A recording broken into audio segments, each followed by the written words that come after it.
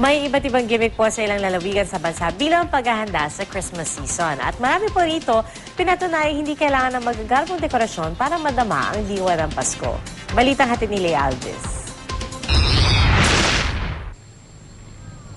Animoy Castilyong nagliliwanag sa gabi ang Kapitolyo ng North Cotabato. Aabot sa 10,000 LED lights ang inilagay sa gusali para maaninag daw ng husto ang ningning ng Pasko.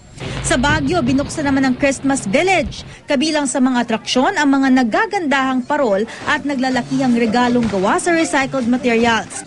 Sa isang dula tungkol sa nativity scene, sinimulan ang pagbubukas ng Christmas Village na bukas hanggang sa January 6.